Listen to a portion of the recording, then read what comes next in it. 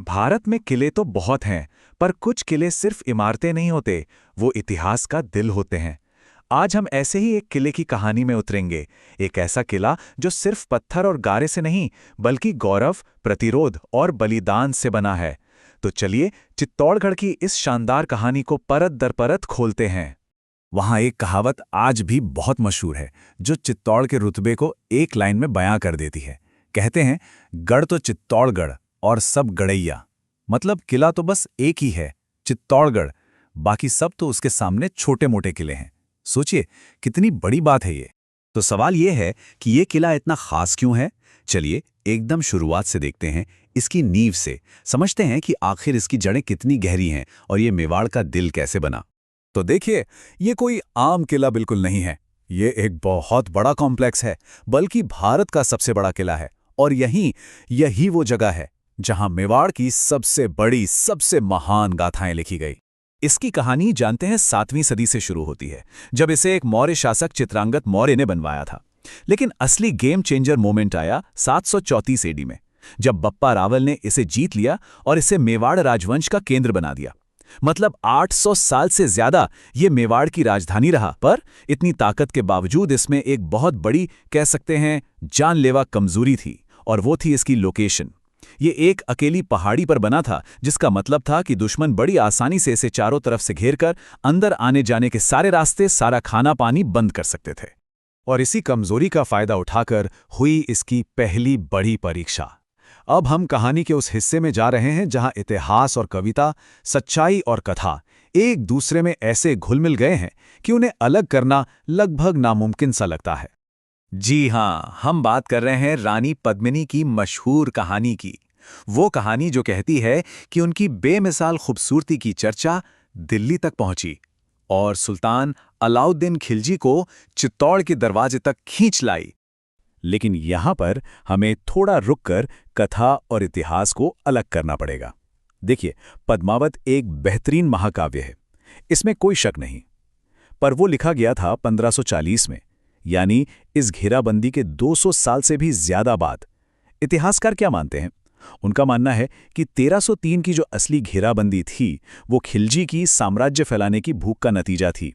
उसका असली मकसद था गुजरात जाने वाले अहम व्यापारिक रास्तों पर कब्जा करना। तो एक तरफ है खूबसूरत कहानी और दूसरी तरफ एक कड़वी रणनीतिक सच्चाई। और इस घेराबंदी का अंजाम चित्तौड़ के इतिहास के सबसे दर्दनाक पन्नों में से एक बना। ये था पहला जौहर। जब हार निश्चित हो गई, तो किले की महिलाओं ने दुश्मन के हाथों में पड़ने और अपमानित होने की बजाय रानी के नेतृत्व में एक साथ आग में कूदकर अपनी जान दे दी। खैर, इसके बाद वक्त का पहिया तेजी से घूमा। लगभग 200 साल बीत गए। इस बीच हिंदुस्तान का नक्शा पूरी तरह बदल रहा था। उत्तर से एक नई, बहुत ही ताकतवर शक्ति उभर रही थी, मुगल। और उनके आने के साथ ही चित्तौड़ के सबसे बड़े और सबसे खूनी संघर्ष की जमीन तैयार हो रही थी। और ये टकराव हुआ खानवा के मैदान में 17 मार्च 1527। ये वो तारीख थी जब उस वक्त की दो सबसे बड़ी ताकतें, मतलब उत्तरी भारत की दो महाशक्तियां, आमने सामने खड़ी थीं। एक तरफ राणा सांगा की राजपूत सेना और दूसरी तरफ बाबर के मुगल। ये लड़ाई थी सुप्रेमेसी की। और ये कोई छोटी मोटी लड़ाई नहीं थी। इसका पैमाना कितना बड़ा था, इसका अंदाजा इस बात से लगाइए कि ये सिर्फ राजपूत बनाम मुगल नहीं था। राणा सांगा ने एक बहुत बड़ा गठबंधन बनाया था, जिसमें राजपूतों के साथ साथ अफगान भी शामिल थे। सब मिलकर मुगलों के खिलाफ लड़ रहे थे। नंबर्स की बात करें तो वो वाकई हैरान करने वाले हैं। बाबर के पास लगभग 50,000 सैनिक थे, तो वहीं राजपूत गठबंधन की फौज में 1 लाख से ज्यादा घुड़सवार और 500 जंगी हाथी थे। सोचिए, डबल से भी ज्यादा। लेकिन इसके बावजूद जीत मुगलों की हुई। क्यों? क्योंकि बाबर अपने साथ एक नई चीज लाया था, तोपें और बारूद। उसकी युद्ध की तकनीक बहुत एडवांस थी। और अब हम आते हैं चित्तौड़ की कहानी के उस आखिरी मोड़ पर। वो निर्णायक पल जिसने इस किले की किस्मत को हमेशा हमेशा के लिए बदल दिया। ये थी तीसरी और सबसे भयानक घेराबंदी। और इस बार सामने था मुगल सम्राट अकबर। अक्टूबर 1567 में अकबर की भारी भरकम सेना ने किले को घेर लिया। अब यहां महाराणा उदय सिंह ने एक बड़ा रणनीतिक फैसला लिया। वो किले से निकलकर पहाड़ियों में चले गए, जहां उन्होंने बाद में उदयपुर शहर बसाया। और किले की रक्षा की जिम्मेदारी वो उन्होंने अपने दो सबसे बहादुर सरदारों जैमल और पत्ता के कंधों पर छोड़ दी। जैमल और पत्ता ने और उनके सिपाहियों ने जबरदस्त बहादुरी दिखाई। महीनों तक लड़े, लेकिन अकबर की विशाल सेना और उसके तोपखाने के आगे वो ज्यादा देर टिक नहीं पाए, और आखिर में वो हो गया जिसका डर था। किला मुगलों के हाथ में चला गया। लेकिन कहानी यहीं खत्म नहीं हुई। जीत के बाद जो हुआ वो चित्तौड़ के इतिहास का शायद सबसे स्याह पन्ना है। कहा जाता है कि अकबर ने किले के अंदर मौजूद करीब 30,000 लोगों के कत्लेआम का हुक्म दे दिया। इनमें से ज्यादातर आम लोग थे, निहत्थे थे। और इसी के साथ चित्तौड़ ने अपना तीसरा और आखिरी जौहर देखा। पत्ता सिसोदिया की पत्नी फूल कंवर के नेतृत्व में महिलाओं ने एक बार फिर अपनी आन बचाने के लिए खुद को आग के हवाले कर दिया।